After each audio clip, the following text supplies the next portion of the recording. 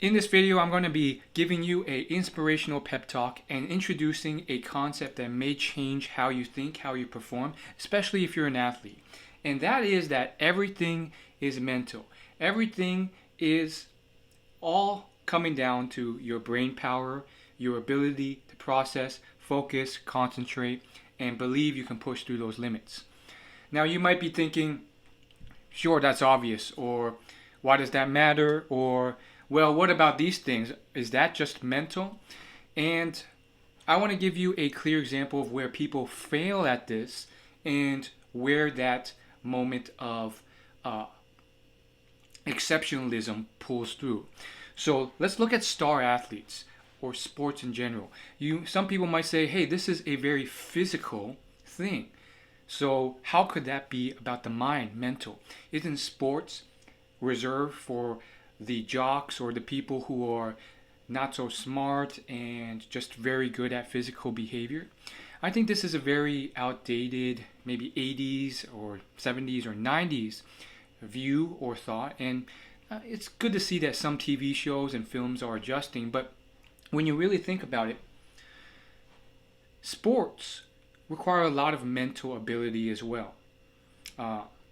And everything comes down to your ability to push through pain, have discipline, calculate game plans. You think of American football, soccer, any sport, team sport, or even single one-on-one tennis. It requires a lot of brain power to calculate, to estimate what the other person's doing, and then think 3-4 moves ahead of that. And I'm going to give you an example from a book, Arnold Schwarzenegger's biography, actually, that really illustrates this to really bring home the point, and then tell you what you can do from there to really build off of this. So in Arnold Schwarzenegger's book, Total Recall, it's basically a biography about his life. And, this guy is a superstar. Top Hollywood actor, highest paid actor at one point. Mr. Universe like 8 times over. Governor of California. I mean, this guy's just succeeding. And did you know he was a real estate millionaire before he even started auditioning for roles in Hollywood? I mean, this guy had lived an incredible life and continues to do so. And so I was reading this book because I really wanted to learn more about his life. And one thing I found was that he really saw people who hit limits because of their psychology in their mind. But once that was removed, things changed. He gives an example about when he was in California in Gold's Gym training. He had this friend he would always train with. I think his name was Frank Colombo or something like that. And Frank, he was a guy who, was usually stronger than Arnold. But, in that situation, in that moment, Arnold did 6 reps of 500-pound squats. And Frank, he did 4 reps of 500-pound squats. And then he said, it's too heavy, he's tired, and he put it down. But then a few attractive women walked into the gym. Arnold went over and talked to them. And then he came back and he lied to Frank. But he did it in good spirit, because what he said was, hey, Frank, those girls don't believe that you can squat 500 pounds. And that was because Arnold knew that Frank was a guy who liked to show off to women. And so Frank said, I'm going to prove it to them. He got back under his bar, which he had just squatted 4 reps of 500 pounds 10 minutes ago, and he did 10 reps effortlessly, almost effortlessly. And Arnold brought up that story in the book to illustrate the power of psychological limits in your mind. Physically, he had not changed at all. But in terms of psychology, he had changed dramatically. Now, I have a bookshelf behind me. You can't see it. And one of the books there, I can't find it. Here it is. It's called The Power of Full Engagement.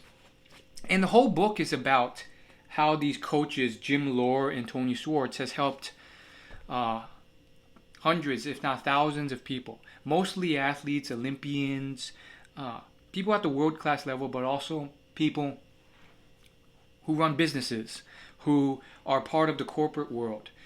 And what they've been able to achieve is they've helped and coached a lot of these people to improve their game, improve their athletic performance, and improve their life so that they could win gold medals, silver medals, things that they couldn't before.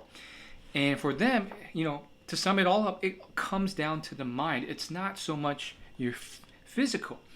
It's the mind that even creates the physical, What differentiates the guy who is able to compete at that level and who can't? Sometimes part of it's willpower, which is something that the mind has. And therefore, your goal should be to understand that and start to train the mind, not just the physical body.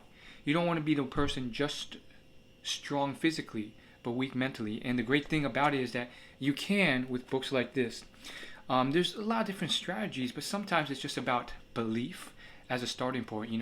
With Arnold, and in his case, it was about believing that you can move more than 4 reps.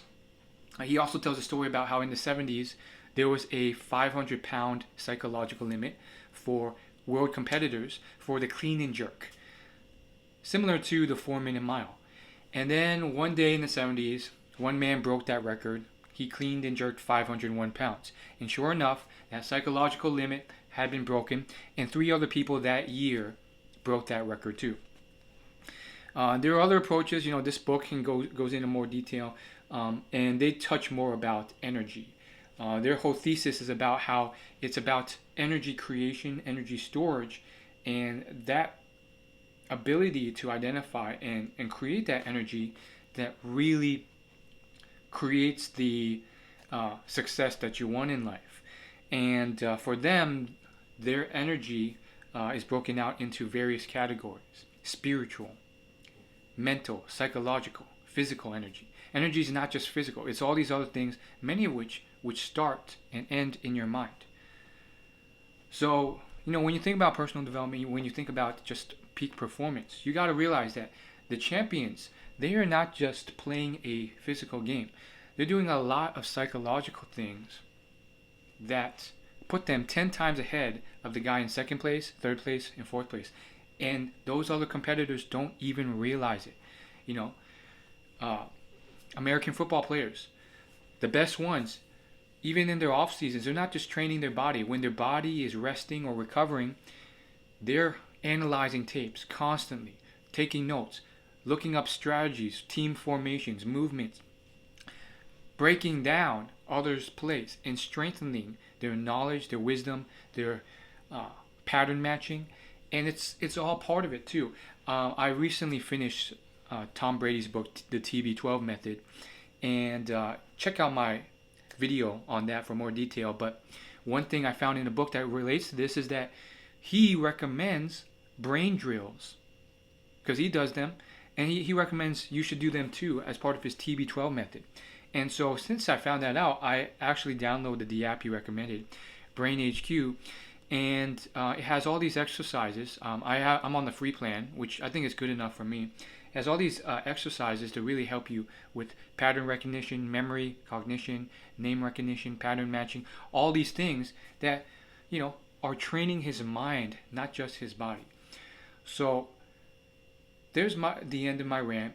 Everything is mental at the end of the day. And so, even the physical things that you're working through, maybe the muscles or the lack thereof, or the strength. I've been putting on some weight to my bench press recently. I think a few years ago, it was 150, 155 was my 1 rep, which isn't a lot. And, people have been telling me my chest size has increased. And I think most recently, I think a few days ago, I hit 3 reps of 145, I believe. So it's starting to grow. And it has to do with a lot of things: motivation, energy, mind. But that's something that with your brain, with your conscious, sentient brain, you can start to plan out and map and build. And that is how Some of the best people in the world do succeed. I mean, look at this book. If you were to just read one chapter from this book, I think you'd be far ahead of most people. It talks about various areas of stress, recovery, transforming threat to challenge, like different mindsets you have. It talks about visualization, a key part of some successful people. You know, I've interviewed some successful athletes who have performed on a national stage, and I wrote an article about them on my blog. There's this one person I interviewed in particular I'm thinking of, but many of the top athletes, they are doing visualization drills to not just perform, but to see the victory in their head. Arnold did it too in his book.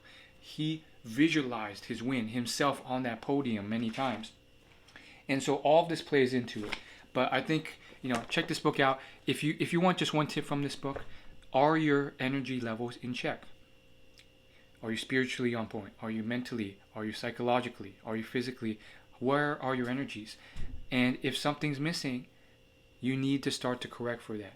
If you're always physically tired all the time, you need to start to investigate more. Figure out, is it the blue light? Is it the diet?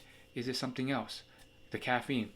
If you're not spiritually fulfilled, and this doesn't have to be a religious thing, it's just about your greater motivations, your drivers, your ability to do something, beyond yourself. All those things being aligned can lead to something that's just beyond even what you can imagine, beyond what this Frank Colombo could do. He did 10 reps. He couldn't even believe it was possible. But with just a few tweaks, you don't know what your potential is until you see it.